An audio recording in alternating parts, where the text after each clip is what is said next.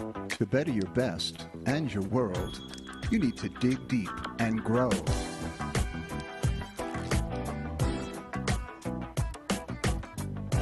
Join us as top experts, leaders, and creators uncover powerful insights to help you grow in life and in work. And now, your host, Michael McAvoy. Welcome, everybody, to this episode of Dig Deep Grow. My name is Michael McAvoy. I'm your host. And today we're going to be talking about business startups with Frank Gruber. He's got a new book just released called Startup Mixology, Tech Cocktails Guide to Building, Growing, and Celebrating Startup Success. Now, Frank's no newcomer to this to the tech industry as well as both corporate and entrepreneurial life. I'm going to let Frank explain a little about his background. That's going to be the first thing we cover. So, Frank, without ado, thanks for joining me. Oh, thanks so much, Michael. Really appreciate it. So a little bit about me. I started my career thinking I was going to be a baseball player, and that didn't work out. So I played some in college and decided that I needed to pick a career choice. And so I decided to jump into computer technology and science and started hacking, learned how to code, and ended up working at Tribune and building systems for them, and got into product development. Was always curious, just really curious about what I could do with it. And it was good timing. The boom was happening, and then there was a bust there. And long story short, I went to a conference, got it really got excited about some blogging platforms that I thought could help better the Tribune and in some of the things that they were doing, and started a blog. Started a blog called Somewhat Frank, and it was right around 2005. It was the beginning of kind of the Web 2.0 boom and social movement online, and just got hooked. Got people listened, and it was before there was Twitter and Facebook and all these other options, and so I started connecting with people about and covering the scene, and was obsessed with it. For about 5 years, I wrote every single day, and in the process, I also started something called Tech Cocktail, which is, started as a simple mixer style event and gathering that then turned into a media company, and been running Tech Cocktail since 2006. First as a passion project, and then full time since 2010. And when I was doing it as a passion project, I worked at Tribune, and I also then went over to AOL and did a lot of product development for some of the social products like AIM, and launched products for millions of people, and got a lot of experience on how to build product, and as well as their content stuff that they do, and blogging and social started to really pick up, and Tech Cocktail continued to grow. And finally, I had to decide: do I continue to do the corporate route, or do I jump off this diving board and take this on? And decided to go with Tech Cocktail full time, and we've been running 100 full steam ahead since. So it's been a lot of fun and really exciting. And finally got a chance to write a book and share some of the stuff that I've learned over the last decade. Right. Well, you and I have a kind of a similar past with corporate life, and in fact, the same around the same exact time that you were let go from your first corporate job was the same time I did. So, being thrust into the entrepreneurial community is sometimes just you're forced into it. And I wanted you to speak to a little about the current state of affairs with new young folks, men and women coming out of college. They face some obstacles in corporate life that no other generation really did. So, talk a little about what you've learned by working with young men and women, and what advice you could give to them about entrepreneurial life versus corporate life, and Yeah. So I came up in a time when it was literally you go to school, you get a good job, and you work for a company for 30 years and build a career, and that was what was kind of ingrained in me from day one, and go to school, you're going to be safe, and you're going to have a good job, and it's going to pay the bills and everything. And 2001, I ended up getting laid off from one of my first jobs, and it taught me a lesson, that no one's really going to look out for you, and you need to start figuring it out on your own and figure out what you want to do with your life and you're passionate about. So I ended up not jumping into anything startup related right away, but ended up going back into another safe environment. But what you're finding today is that those safe environments that are thought to be safe environments were not available, or aren't as available to people right out of school. There's a lot of people looking for jobs these days, and I feel like one of the reasons that I even I wrote this book, Startup Mixology, was to better help jumpstart some of those folks that are kind of stuck trying to figure out what to do. Giving them a guide for the things that took me, a decade to figure out on my own. I wanted them to be able to take this book and jumpstart into that and have a good foundation as to what to do. And, the book also references other places to look to get, additional knowledge. So I wanted to be a starting point for people as they try to figure it out and try to blaze their own path, because I think you're seeing a lot more people come out of school not know what they need to do or want to do, and they're going to have to figure it out and maybe do something on their own because there just aren't as many opportunities. What would you actually? I mean, let's just pretend you. I don't know if you do, but let's pretend you have a son who's in his third or fourth year of college. What Yeah. advice would you give your son? Yeah, I don't have a son in college. I do have puppies right Oh, now. okay. Maybe someday I'll have a son here soon, but we'll see. Right now I'm working on a startup, in tech cocktail and trying to manage two little puppies, which actually feels a lot like having two kids because you have to train them in similar ways. Anyway, so yeah, so what advice I would give is that, um, there obviously you can go the safe route, but coming out of school is a great time to kind of you're at the best point in your life as far as your commitments. It's the lowest, like you're used to like sleeping on couches and being really lean, and Hmm. so your level of your ability to be able to be flexible is a little bit higher, and the longer you're out of school, the more commitments you lock yourself into. You end up buying a new car and you buy a condo and you get locked into all these different things, and probably in some cases you're still paying off your college commitments and bills. And so, bottom line is you can live on the least when you come out of school, most likely, right? Like you're at the lowest, level, and you can kind of that's an opportunity. A lot of people say, "Oh, shoot, I want to go out and now start paying this stuff off," but you're still at an opportunity where you can start your own thing and bootstrap for a while and get something going. And there's a lot of different opportunities in like accelerators, and if you have ideas, there's places to go to kind of take those ideas and turn them into something. And with a little bit of seed funding, you can survive on literally ramen and the passion of what you're trying to do. So I think it's the best time, I think, to start up, and I think there's a lot of opportunities for companies or people that want to do that.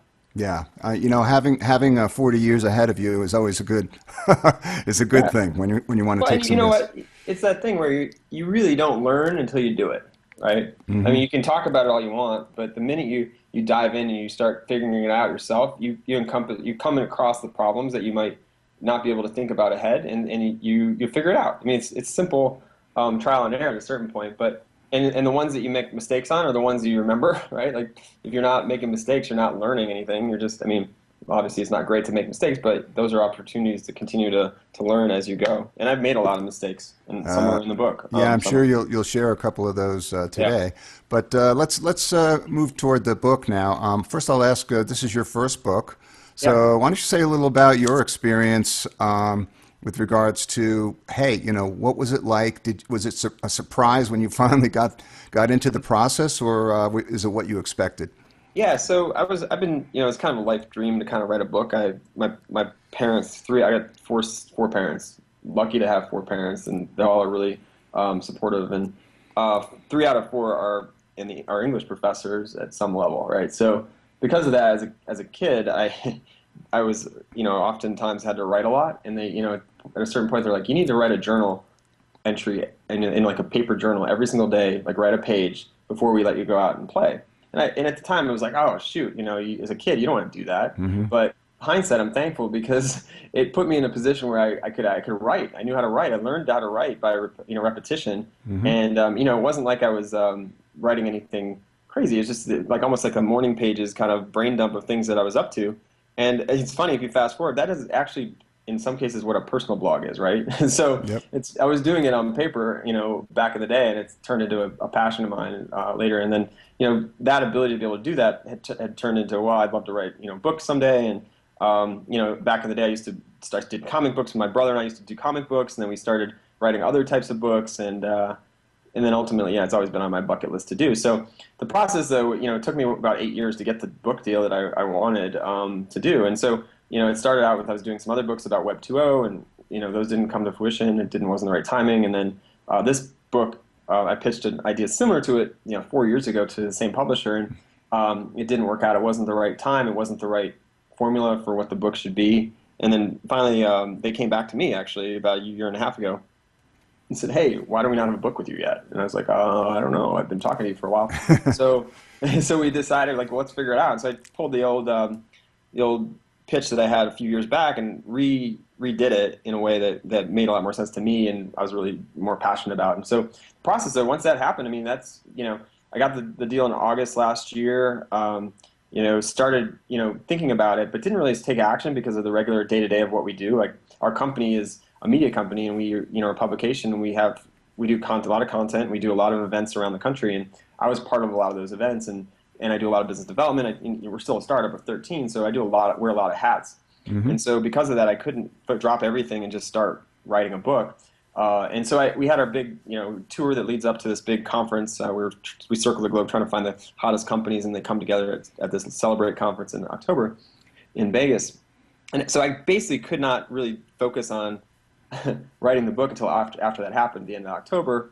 And then a month later, I was getting married. So I started it, and then got married took a week off to get married, kind of thing. And then there was the holidays, and then so I was doing it, very much nights and weekends amongst all these huge life events. And then so it was a really interesting time because I was doing all these other things too. But somehow I figured I had some help from some of our teammates to help organize behind the scenes, but it was really hard. It was the hardest thing I think I've ever done because of the timeline. It was due in January Wow. 17th, which Oh was my literally the God. day before we went supposed to go on my honeymoon. And unfortunately, I missed the date. I didn't make that date. Uh-huh. I couldn't. It was just too much. Between November and January, it's not a long window to write a 50,000 word book. But long Yeah. story short, I ended up writing a 100,000 word book in just an additional month. I finished in February, and I ended up, some of the times on the honeymoon when it was raining in Kauai, I spent some time writing, which thankfully my wife, was very supportive of, and she's obviously been really supportive of the whole system setup, and actually helped a lot with the book, making sure that I'm telling good stories and actually make coherent sentences. Yeah. Yeah. Wow. That's you kind of slammed it in there, but Yeah. Well, it's like one of those things that was, I felt like, opportunities come and they come and go. And if you don't sometimes take opportunities that push yourself, they may not come back around, and yeah, that could have been another opportunity down the road at a different time and would have had more time, but there's never a great time. hmm, Like, there's yeah. always going to be another thing that's in the way to actually doing this right away. Yep. And so I felt like, well, just let's figure it out. Let's do it and to figure it out. And that's what we did, and we were able to push. I think hindsight, if I ever did it again, I'd ask for a lot more time, Hmm. because I think you need to kind of go off and do it. Thankfully, we were able to get it done and make it happen, but it was a lot of hard work and a lot of nights and weekends. And I just remember the last day that it was the day before it was due, the final edit or whatever. Um, I wanted to make sure that I read everything because we had to cut from 100,000 to we ended up doing 60,000 words. I negotiated up an extra 10,000 words. Hmm. It was supposed to be 50,000. Anyway, I wanted to make sure because after you cut all that stuff, you don't remember what's actually in the book anymore because you had cut so much. You cut Right. chapters, right? There's missing chapters that we're actually giving out online if they buy through us on tech.co/book or start at mixology.tech.co. And so got all this extra content. We've been putting out blog posts about some of the extra content. Anyway, I read the whole book. My wife and I stayed up. We worked a full day. 7 o'clock. It was due the next afternoon. So I stayed up from like 7 until we stayed until 2 in the morning. Read the entire book from cover to cover, and just to make sure that we found just to make sure we didn't find any edit issues, like didn't make sense because things got cut and now they're referencing things that aren't in there. Yep. So it was super coherent. And that I just will never forget that. I was literally by the end of it, 2 in the morning. You've already read this book a million times, and you're just exhausted and trying to stay up to read that final chapter. And thankfully, we did because we found one major issue at the last page, the last chapter, last sentence, like wasn't right, and we were able to pull. I wish I would have read that first, but but we ended up finding it, fixing it, and then submitting it. So. Fantastic. Yeah. So you in telling that story, you actually pointed to one of the topics in your book, the whole idea of action versus thinking. Thinking about things. There's two different types of entrepreneurs, as you Yep. mentioned. Talk a little about that. And what a difference that makes when you approach it that way. Well, yeah, I think there's folks that are really cerebral and that they think about ideas a lot. And I'm more the regard of like, let's just jump in and figure it out and assemble the parachute on the way. Yeah. And so I think that's just how I am. But there's definitely a lot more folks that they try to really overthink it and make sure that they understand it. And they some that do that it works out, right? They're really intelligent about what they're doing and whatnot. But I'm more of the, hey, let's figure out what we're passionate about, what problem we're trying to solve, and then figure out, because you're not going to actually be able to figure every little detail out ahead of time. And when you do, it can be crippling, right? So it can actually hinder your business if you're like, oh, I got to get everything perfect, beforehand, because you're gonna launch, you're gonna learn, and that's part of it. So I think the key is like figuring out what you're trying to do, start something really small, get something small out there in the world, and see how people react, see how people use it, and then adjust. And I think that's the more of the approach that I would take in just in general as being an entrepreneur. And there's different thought processes with different types of entrepreneurs. Some like to be a little bit more secretive, even that they don't want to share. They want to get it perfect and then launch this amazing thing. And you're finding more and more people are starting with the early state. Like, let's get something out there. And in some cases, they are just coming up and doing like almost like a Kickstarter launch with like just an idea. Yes, right? They don't even have a product. Like, Yep. Beta Brand is a great example. They build clothing, and they don't actually even build it until they put it out there in the world, like the disco jacket or the executive hoodie, right? They launch the idea, make one, and say, how many people want to buy this? And then they figure that out, and then they go make it. So instead of like overthinking, like I've got to get 150 of these made immediately because I know I'm going to sell it, and I've got to put all this capital and risk into it and everything else. There's an ability to like launch things in the world today and not have to worry about that until you get a response. Yeah, I think you also mentioned in the book about that you can lower risk by by doing the entrepreneur or that mindset can approach things from a risk averse, even though they're taking risks. They're not spending the wad, if you know what I mean. Right. Yeah, that's totally exactly right. And you see a lot of different types of people, right, in the world and how they handle risk. And even my risk tolerance has gone up from doing this. I think that was the biggest thing with even starting a company is like, you got to be really comfortable with it. And I did a lot of passion project side things for a long time. And just because I wasn't, partly because of financially, like I went to Purdue and Northwestern, and I had some financial stuff I had to take care of, and just wasn't comfortable with. I should have jumped into starting up right away, and then I might, like I said it earlier, like I would think I would have been more comfortable with. I don't want to say slumming it, but living the college lifestyle a little bit more, where you're more used to like sleeping on a floor or something or whatever, like being a little bit more lean. But once you start locking in like car payments and loans, and you've got the condo and your lifestyle is set in a certain way, it's hard to get out of that. Yeah. Why don't you run through a few of the main points that, as you mentioned, over a decade you've learned, and just contrast it a little bit with what maybe some traditional startup wisdom has been, and the things that for you personally may have found to be different. Yeah. I can go through. Just in general, like getting started. We interact with a lot of entrepreneurs around the country, and a lot of them have ideas. And they figure out later like what's the next step, and it's like figuring out how you're going to bring this to life and taking action. But then one of the things that was really a lesson learned there was like you've got to figure out your team, right? Find who your co-founders are going to be, and be okay with like going to war with them and up and downs and everything else for a while, because this is like not a 2-year thing. This is not a 1-year thing. And in many cases, if you're super passionate about it, it's probably going to be a 5 to 7 year thing. And you got to be okay with that. Like being okay with doing the same thing or working with the same people for that amount of time. And, a lot of companies, they fall apart in that they pick the wrong people, or, they're not super passionate about it. So figure that out. And then once you have that, you got to formalize a little bit. And it's always, I hate the fact that you have to kind of lawyer up a little bit, which, get your paperwork together so that you can move ahead. Because if you don't, down the road, when you grow and you have revenue and whatever, it's really hard to fix all that stuff. And it can actually cost you a lot of money. So getting stuff like that in order early is important.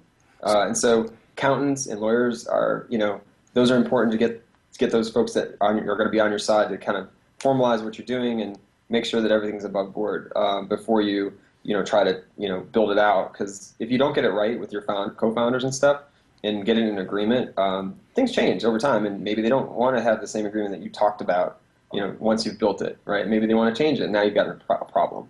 So get it all on the same page and out there first, and then go build. What would you say to the to the entrepreneurs? It's that they've got an idea, right, and they're already talking about an exit strategy.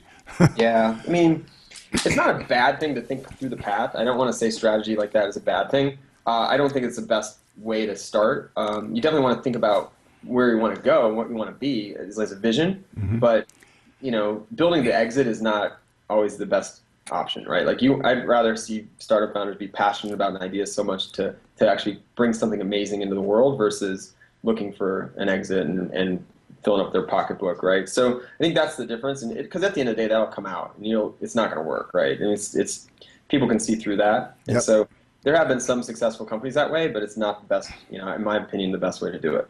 Okay, so that's the startup phase. Talk a little about once you've got some people together, Yeah. what are the pitfalls that you want to avoid as you're growing? Yeah, so I think team is super important. Who's in your army? Who have you recruited to be a part of this amazing thing? And as you add new people, it's going to change the dynamic of the company. And culture is really important, and it's something that has become a hot topic these days. But in the early stages, it's something that a lot of people forget about because it's just the founders, and they're like, oh, we don't need to worry about that right now. But everything you do is in influencing this culture, and culture is what ends up really making your company, right? Like your brand and building who you are. And so, coming up with those core values and what you stand for can be an amazing thing to do early on because ultimately it turns into your rules of the road or whatever. So, if you were to drive a car in a new place, like on a different planet or something, right? You want to make those rules of the road so people know you're supposed to drive on the right side and everything. Otherwise, you just got total chaos and nothing to point back to when your company falls astray or somebody decides to just drive all over the planet. So I mean that's kind of a weird analogy, but the idea is if you have those, you can point back to if somebody doesn't do something in line with your core mission or values, you can point back and you don't have to it's not like you're being the bad cop. You're just like, listen, man, or like look at this, like you're not following like what we're about and it's hurting our company. So I think that's a really important thing. It helps everyone kind of as a guide. And our core values are actually in the book, and obviously we moved our company to downtown Las Vegas, and we look out at Zappos, which Tony Hsieh, the CEO of Zappos, wrote the foreword, and he's doing the downtown project here, and he's big on culture, and his company is that they ooze culture, and their core values are in the book too. And I feel like it's one of those things that's becoming more of a hot topic as companies realize that people are what run companies, and culture is what keeps it going. So that's, I think, really important as you continue to build that team out because that's who's going to, make that or break your company. Right, and it would be fair to say that the passion Yeah. that you start up with and the culture have to go hand in hand. Oh, most definitely. I mean, if you got and there's different times, right? Timing is different for different. Like you may find amazing people that could help you really early that end up, outgrow them because they were like stem cells that could do everything, and now all of a sudden you're at a stage where you need specialist type people, and you don't want to hire specialists when you're not ready because now you've got like these ringer type people that are maybe they're salespeople or marketing people that you're not the right stage for that. So it's this whole like team matching thing that makes or breaks a lot of companies and their culture. And if you end up with somebody that's a specialist, they may not want to get their hands dirty in something else, and then you've got a problem because you only have, let's say, a dozen people, and you need to really all jump in and be ready to do it. So, but as you grow and you have hundreds of people, then you can specialize, and that's when you get a chance to like have those people that are just really good at one thing and just execute. So it's timing and figuring that out where you're at along the growth side, and then scaling as you do. So, but those are super important lessons that you can learn, and there's some folks that are in the book that talk about that scaling and how to build a successful startup and into a bigger business. And at a certain point, I wouldn't consider it a startup anymore. Yeah, you cover numerous different areas, but and the two that you highlighted, I think, probably are the most important. But talk a little about the some of the other intricacies or finer points that people should be looking at. Yeah, so I mean, one of the things that I think is really interesting. I mean, we can talk about like sales and marketing and bootstrapping, how to get funding, and that's all in here. And relationships is super important. And having metrics that teach you how to, as a guide, right? Like you need to figure out what success looks like and what's that mean to you, and it's different for every company.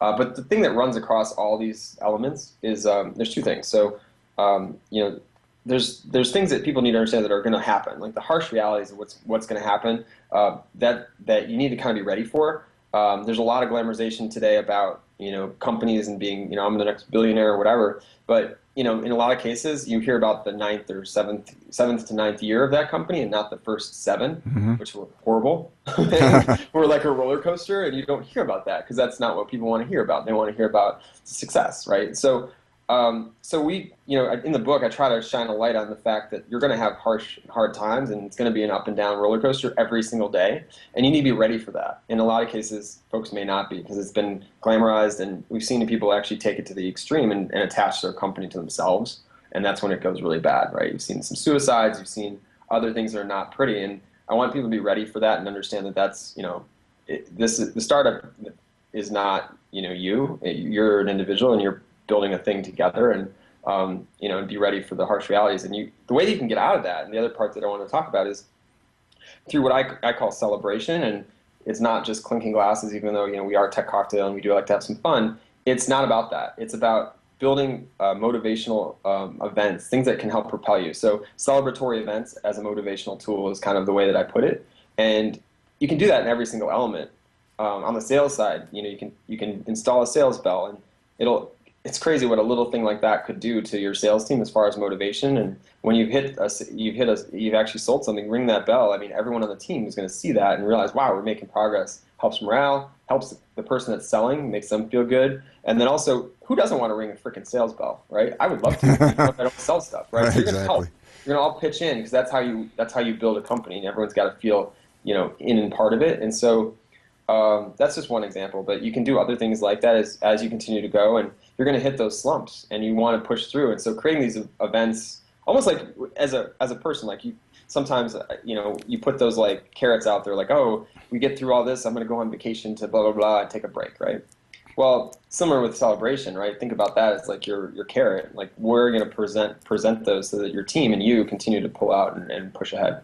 Yeah, one word that was omitted from your last answer there was money, because Yeah. money doesn't isn't the motivator that a lot of people think it is.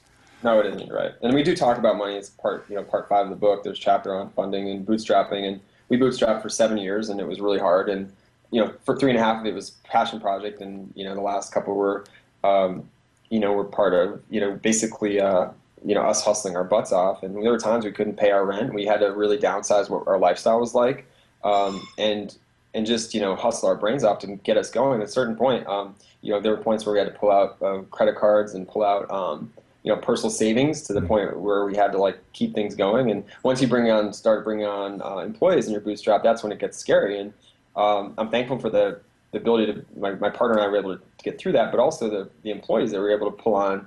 They believed in us to the point where, hey, we're a couple days late to pay you, but we'll get it to you. Do not worry. We're waiting on this payment from this company or whatever.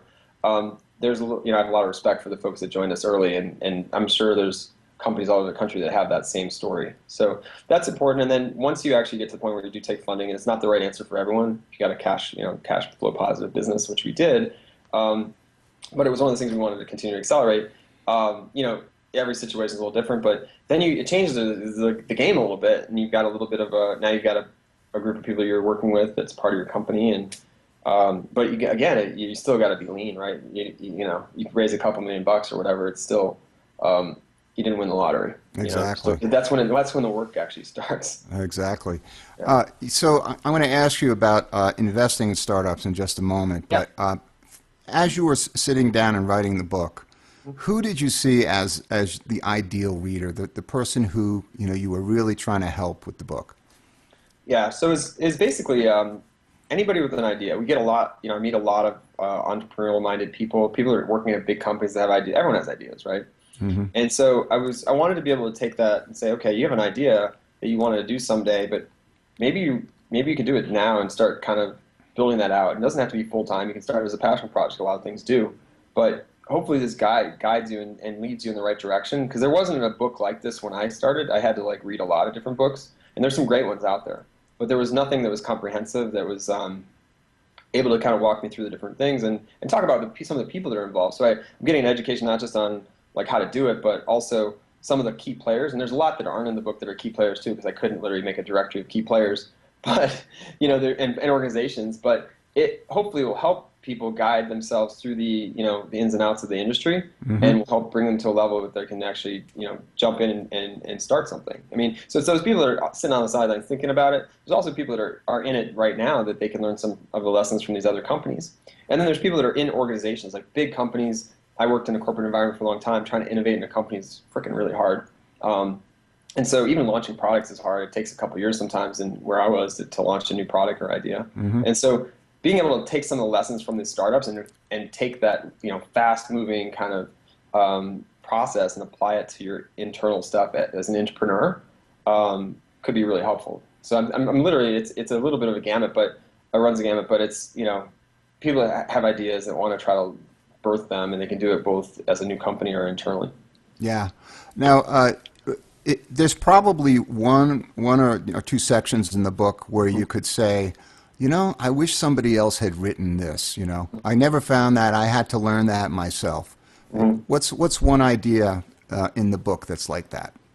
Yeah, I mean the formation chapters. I mean, I learned a lot about just doing it. You realize that the important part of the paperwork side, even though it's like for me, it's like the most boring. And for most people, right? Like I'm not a huge accountant fan, but it's so important.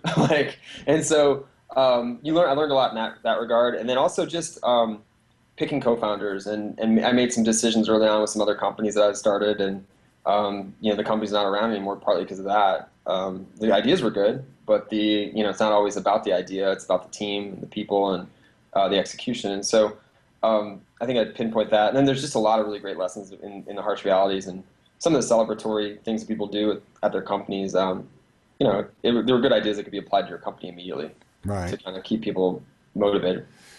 So you've done some investing in startups as well? Is that right? Yeah, a little bit. Fortunately, I don't have as much time to do that as I'd like, and a lot of my money and time is focused on building this company. So try not to divert too much, but I've invested in Paul Singh's company, Dashboard.io, and I'm also an advisor for Umba, which is, obviously I have some points there. I'm part of a group called the Next Gen Angels, which is a angel investment group out in DC.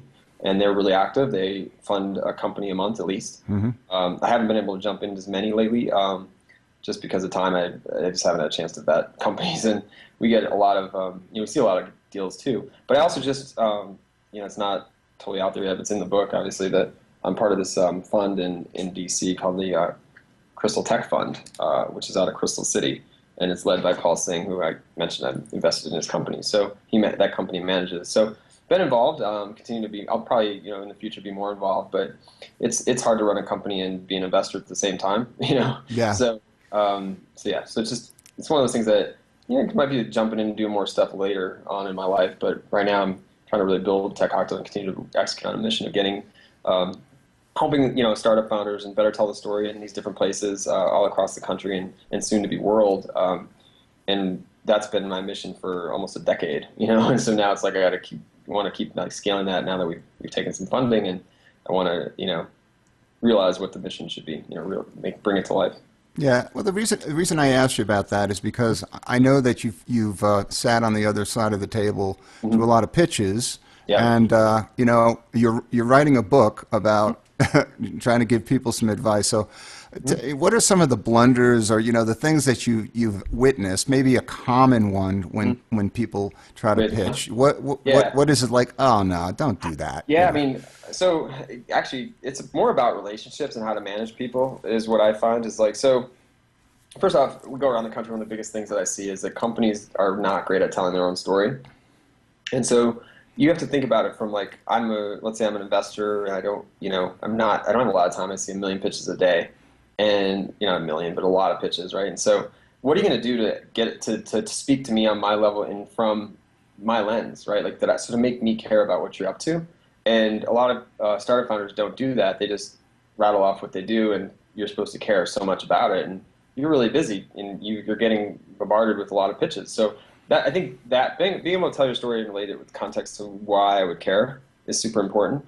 And then just in general relationships, like you just don't know, you just don't know where things are going to end up with anybody, right? So even in the book, it kind of highlights some of that. So like my co-founder and original co-founder, Eric Olson, he was at FeedBurner at the time and ended up getting acquired by Google. And then he was at BuzzFeed for a while. And now he's back an investor again. Well, the CEO of FeedBurner at the time when he was coming out to our events was Dick Costolo. And now he's the CEO of Twitter. Like, people shift around and you just don't know where anyone's going to end up. So my biggest thing in relationships in general is in relationship management is making sure that, you treat everyone with the same level of respect and because you just don't know where anyone's going to end up. I mean, they could be the president of the United States, and you were a total jerk to them because you just thought that you were so cool or whatever. So I think it's super important to understand that coming in, like, treat everyone with respect and respect their ideas and what they're up to, and you just don't, it's one of those things. And I think it should be a golden rule. And the relationships chapter I think is super important in this book because I read a book really early on. It was actually referenced by this guy named Robin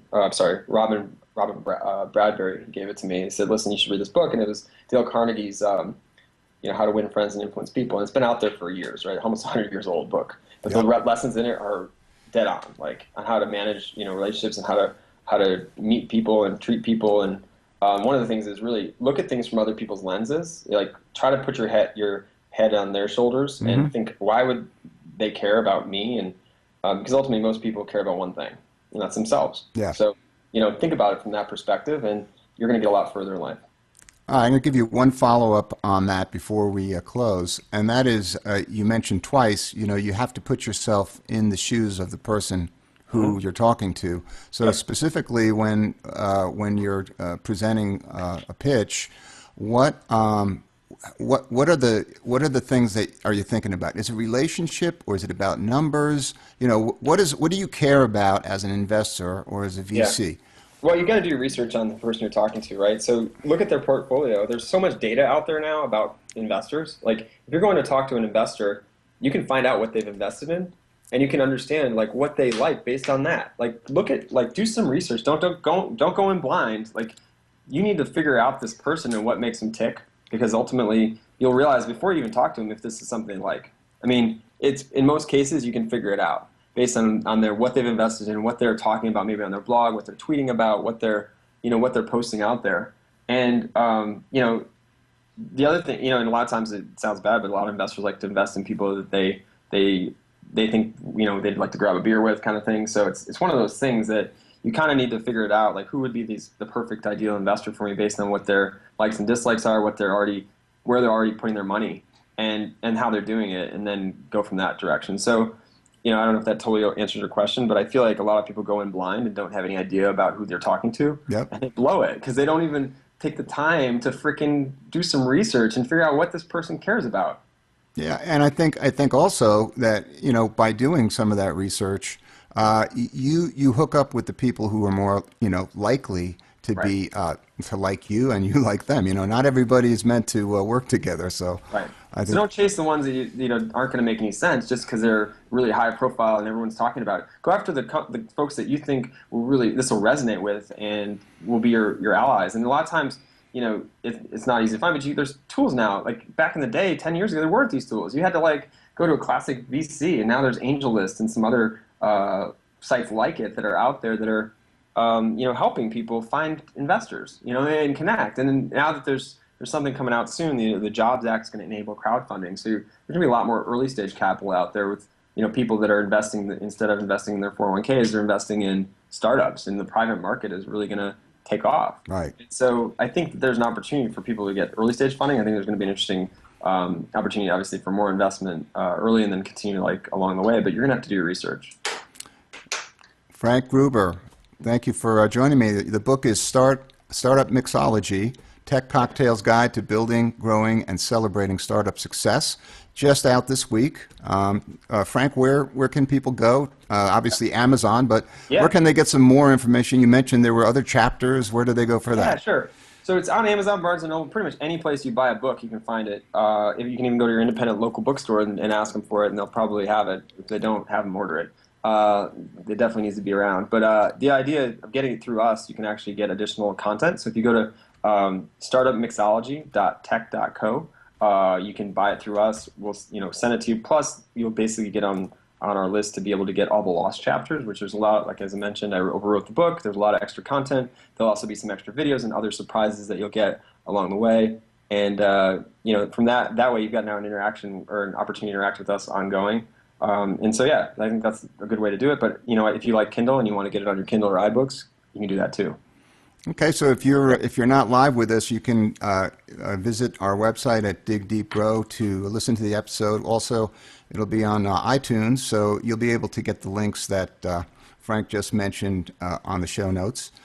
So, Frank, thanks for joining me. It's been a really enlightening interview. Well, thank you so much, Michael. I really appreciate it, and hopefully this is helpful for anybody that's listening. And I really appreciate you giving me the opportunity. Perfect. Thanks for being with me. Yeah, thank you.